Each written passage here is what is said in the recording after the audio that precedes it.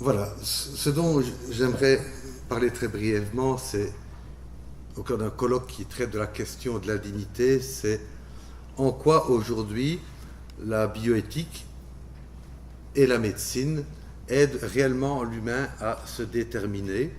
Poser la question suivante, est-ce que de temps en temps ne deviennent pas, entre guillemets, comme une certaine dictature au cœur de ce que sont nos vies de femmes et d'hommes aujourd'hui? Quels humains sont-elles en train de façonner? Et je voudrais faire une ouverture. Est-ce que la prise au sérieux de la dimension spirituelle de l'existence n'inviterait pas aujourd'hui tant la bioéthique que la médecine à certains déplacements en faveur d'un questionnement plus large et une mise en scène plus large des décisions qui concernent la fin de vie? Je voudrais simplement ouvrir ici quelques réflexions exploratoires. Le prétexte de ma contribution, c'est une situation clinique que je suis en train de vivre maintenant, puisque, comme on l'a dit tout à l'heure, je suis responsable d'une commission éthique qui regroupe les hôpitaux qui sont affiliés à l'Université catholique de Louvain, donc c'est presque un ensemble de 40 000 lits. En Belgique, on connaît une législation depuis 2002 qui est relative à l'euthanasie pour les personnes majeures, et en même temps, la Belgique, comme tant d'autres pays, connaît des pénuries en matière de dons d'organes, en vue de pouvoir les greffer et assurer la vie à des personnes en situation de grande fragilité physique. Et voilà que les comités d'éthique se trouvent aujourd'hui sollicités à construire des protocoles autour de la question suivante: en cas de demande d'euthanasie par un ou une patiente, est-ce que la médecine ne pourrait pas solliciter ces mêmes patients pour un don d'organes? Un petit exposé en 5 temps, très brièvement expliquer un peu ce que ce sont ces prélèvements à cœur non battant, c'est non-heart beating donor ou donneur à cœur décédé ou en arrêt cardio-circulatoire. Deuxième réflexion, c'est de réfléchir à ces questions-là sur l'arrière-fond dans lequel nos contemporains, mais nous aussi, nous trouvons. C'est une médecine qui assume de plus en plus la question de la médiation du sens de nos vies. Dans un troisième temps, je plaiderai en lien avec la question spirituelle pour un élargissement de l'approche bioéthique. En mode exploratoire, j'essaierai un peu de mouiller ma chemise comme théologien en me disant, mais tiens, est-ce que la théologie pourrait apporter quelque chose à ce genre de réflexion? Et je terminerai par des conclusions. À quel type de bioéthique tout cela nous conduirait? Donc, à titre d'exemple, donc, ce sont les donneurs à cœur non battant en arrêt cardiaque et circulatoire. On dit, qu'est-ce que ça signifie aujourd'hui face à la pénurie de dons d'organes et face à l'augmentation des euthanasies, puisque je pense que le dernier chiffre, je pense en Belgique, on doit être à peu près à 217 euthanasies par an, donc on arrive à presque 2% de la totalité des décès. Certains médecins en arrivent à se dire, mais tiens, est-ce qu'on ne pourrait pas solliciter les patients qui font une demande d'euthanasie pour qu'en même temps ils donnent leurs organes? Alors évidemment, tout comme bon nombre, je regrette qu'il y ait insuffisamment de dons d'organes, mais en même temps, on peut se poser la question, lorsque une médecine commencerait aujourd'hui à se dire, mais tiens, finalement, puisqu'il y a des euthanasies, est-ce que l'on ne pourrait pas solliciter ces personnes à donner des organes? Est-ce que la médecine n'est-elle pas, comme l'aurait dit Jacques Ellul, en situation d'arraisonnement technique, soit dit, où seule la dimension technique et opératoire de l'action serait devenue le lieu du sens? Et ma question, c'est de dire, mais finalement, cette médecine qui aujourd'hui sollicite, et j'y reviendrai tout à l'heure, sollicite la réflexion bioéthique dans les comités pour obtenir un protocole qui irait dans le sens du respect du patient pour pouvoir mener sa propre fin, autrement dit, pouvoir prélever des organes sur des personnes en situation de demande d'euthanasie, voilà. Que fait cette médecine, que fait cette bioéthique lorsqu'elle se trouve aujourd'hui assignée à rédiger, à trouver un protocole qui permettra la mise en œuvre technique et, entre guillemets, le respect de la dignité de la personne malade en demande d'euthanasie? Ma question de fond, c'est aujourd'hui, qu'en est-il réellement de cette dignité, autrement dit de cette liberté du patient face à ce type de demande? Car si l'on peut comprendre, et on a déjà répertorié 22 cas en Belgique, où des personnes qui demandent l'euthanasie font elles-mêmes la demande du don d'organes, même si, me semble-t-il, il y a quand même là un paradoxe. Quelque part, je ne veux plus vivre parce que ma vie ne vaut plus, mais quelque part, ma vie vaut toujours suffisamment pour que je puisse vivre dans l'autre. Il y a déjà un paradoxe, on pourrait le respecter. Donc 22 cas sur l'année 2016. Mais qu'est-ce que ça signifierait comme paradoxe supplémentaire si, à un moment donné, ça devenait le mandat de la médecine que d'y inviter le patient? Alors, lorsqu'on est dans ces débats-là, c'est évidemment très difficile d'ouvrir à la question anthropologique, la question de la signification. Et le type d'argumentation que l'on peut entendre, c'est de dire que de toute façon, ces organes-là étant perdus, c'est autant qu'ils servent à d'autres, et qu'ils ont en plus l'avantage de pouvoir être traités d'une manière tout à fait élective, puisque, quelque part, le geste de mise à mort d'autrui pervient une anticipation de la dégradation possible des organes à prélever. On dit il y a un argument qualitatif pour le receveur. D'autres iront jusqu'à dire que c'est même un service rendu au patient en mettant fin à sa vie, puisque la fin de sa vie devient manifestement un service rendu à la vie d'autrui. Or, adresser ce type de demande à un patient, sa fin pour une autre fin, autrement dit, permettre à la médecine d'être opératoire dans sa propre visée de greffe d'organes, renvoie, me semble-t-il, à une pratique où seule l'efficacité, où seul le référentiel technique ferait loi. Alors, comment peut-on comprendre que l'on en arrive là? Je pense que c'est vraiment une question, me semble-t-il, fort importante, et elle est de plus en plus importante, me semble-t-il, dans nos contextes de société de plus en plus structurés, pas simplement par des législations qui permettent aux sujets contemporains de construire la typologie de mort qu'ils souhaitent. Je pense que c'est d'autant plus important par l'imaginaire, autrement dit les représentations sociales que sont en train de construire ces législations. Et voilà, moi je parle de la Belgique, où la législation est à l'œuvre depuis 2002. Je pense qu'une des grosses difficultés à laquelle nous sommes confrontés, et que nous vivons nous-mêmes comme patients ou comme futurs patients, c'est que c'est la médecine qui devient de plus en plus le prisme d'évaluation par lequel l'individu pense son rapport au bonheur ou au malheur. Autrement dit, c'est la médecine qui, aujourd'hui, va me permettre ou non de rester en adéquation entre le sujet physique et psychique que je veux être et le sujet physique ou psychique que je suis. Et en général, tout va bien tant que la médecine comme médiation me permet de me maintenir dans la projection, dans la représentation, on pourrait même aller dire dans l'idole, que je me construis du sujet que je suis. Autrement dit, tant que je m'estime valoir, je vaux, et lorsque mon corps, dans sa dimension physique ou psychique, ne sera plus la représentation du sujet que je veux être, je ne veux plus être. Autrement dit, lorsque la médecine ne parvient plus à me soutenir dans la représentation de l'idéal de ma propre existence, et que je crois que je ne vaux plus, ne risque-t-elle pas d'arriver comme un nouveau salut, lorsque, au cœur de la négation du sujet que je suis, elle me proposerait encore d'être un sujet pour l'autre?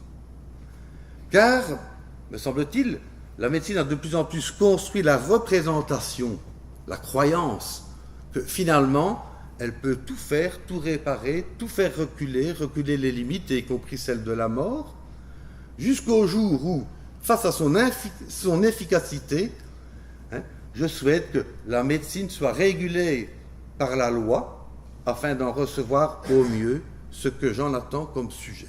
Et je pense que c'est le contexte dans lequel vous êtes ici, dans lequel on est en Belgique depuis 2002 et dans lequel on est en France depuis 2016 avec la législation Claes-Leonetti qui ouvre à la sédation terminale associée à l'arrêt de traitement.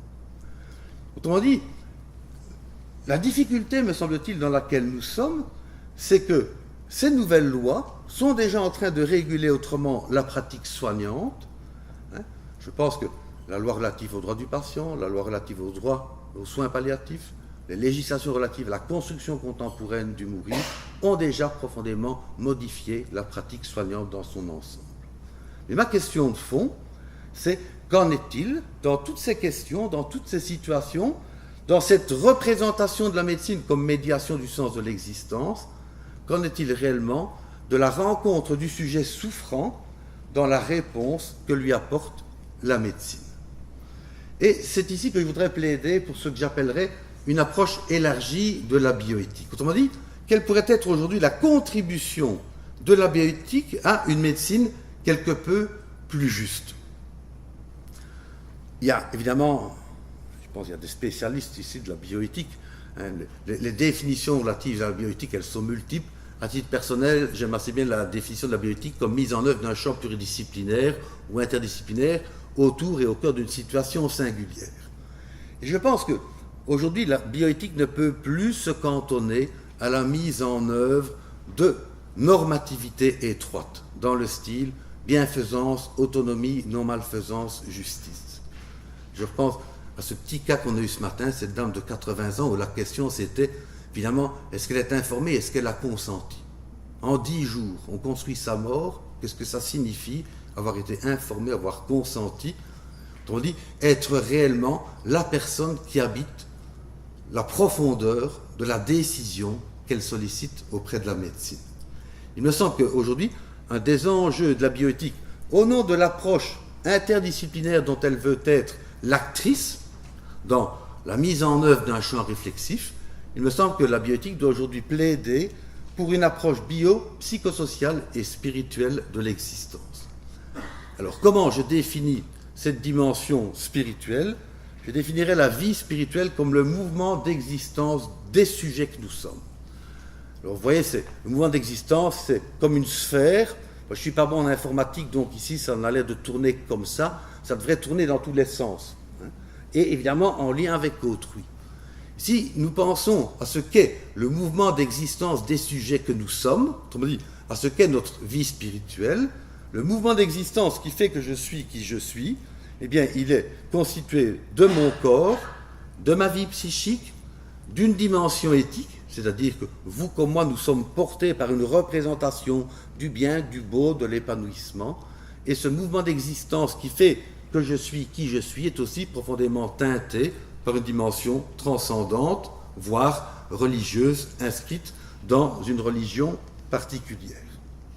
Et essayer de penser finalement ce qu'est la vie et ce qu'est la mort d'une personne, c'est essayer de voir en quoi une décision que je vais devoir prendre va rencontrer ou non la totalité du mouvement d'existence du sujet que je suis, ce mouvement d'existence étant teinté, porté par ces 4 dimensions en interrelation et en tous une influence les uns sur les autres, et où tant le corps que la vie psychique, que la dimension éthique ou la dimension religieuse transcendante sont une voie d'accès à ce mouvement de vie qu'est la vie spirituelle d'une personne singulière. Autrement dit, ce fait que ma vie soit ce mouvement, structuré profondément par ces 4 pôles. Quand je me lève le matin, je ne suis pas en train de me tâter, tiens Dominique, comment vas-tu? Non. Tant que tout va, tout va. Hein?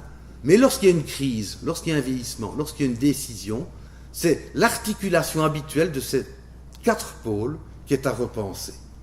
Autrement dit, je pense que toute décision touchant la vie et la mort doit appréhender l'interrelation de ces 4 pôles, autrement dit, invitation à faite à entrer dans une rationalité beaucoup plus large que les seuls principes prescriptifs et normatifs de la bioéthique. Alors, que pourrait apporter le théologien? Je vais un peu m'inscrire dans la réflexion de mon prédécesseur. Je pense que la théologie, aujourd'hui, n'a peut-être pas à avoir une parole spécifique sur les questions, même si elle pourrait redire toute l'importance de l'humain créé à l'image de Dieu. Je pense que si la bioéthique est la mise en œuvre de ce champ pluridisciplinaire, ce champ réflexif, je pense que son mandat serait de participer à l'élargissement discursif permis par le champ même qu'est la bioéthique. Et je reprendrai ici très rapidement, puisqu'il n'y a plus que 2 minutes, la parabole du bon samaritain. Dans cette parabole-là, que se passe-t-il? Il y a un appel de détresse. C'est un homme qui est roué de coups, et il y a une réponse en termes de soins, et l'épisode d'un passage par l'aubergiste et d'une visite du samaritain a posteriori. Il dit, je repasserai après, payez la note.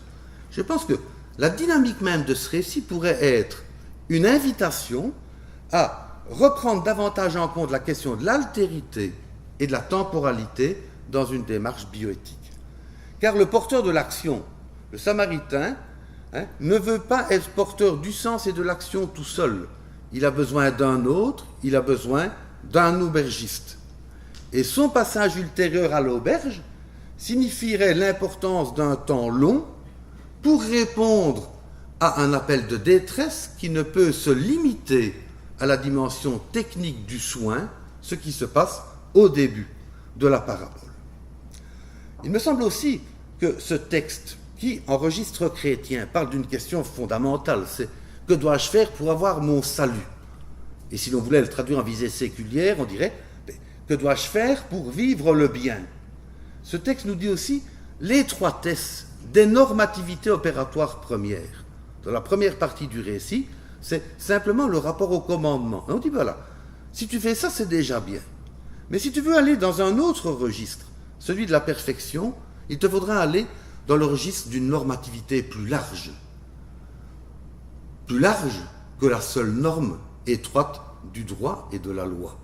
Et la normativité large, ce que j'appellerais la rationalité plus large touchant au mouvement d'existence, c'est le lieu de l'engagement du sujet. Autrement dit, que s'il y avait aujourd'hui un rôle pour la théologie, ce serait peut-être, via la richesse dont elle est porteuse par sa tradition, d'attester d'un non-arraisonnement de la raison à elle-même pour maintenir le plus ouvert possible un sens de toute demande singulière adressée à la médecine. Et enfin, puisqu'on va bientôt voir le papier conclusion arriver, donc pour quelle bioéthique cela m'amènerait, on dit le rêve que je porte pour la bioéthique contemporaine, 3 pistes d'ouverture, c'est que ça devrait être une bioéthique non prescrite, une bioéthique capacitante et une bioéthique citoyenne. Une bioéthique non prescrite, qu'est-ce que je veux dire par là? Parce que trop souvent, et je pense que l'exemple que je vous ai donné, on est trop souvent sollicité par la médecine et son propre agenda. Faites-nous un protocole pour pouvoir, d'une manière éthique, mettre en œuvre ces prélèvements d'organes chez les patients demandant une euthanasie.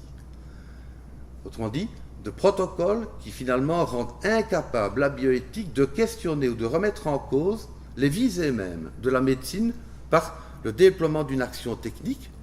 Et il est clair que de mon point de vue, si la bioéthique est d'abord au service des cliniciens, elle ne doit pas non plus oublier son mandat social, c'est de poser la question, finalement, quel humain voulons-nous construire au cœur de nos sociétés? Je pense que, deuxième trait, c'est ce qu'on appellerait une bioéthique capacitante.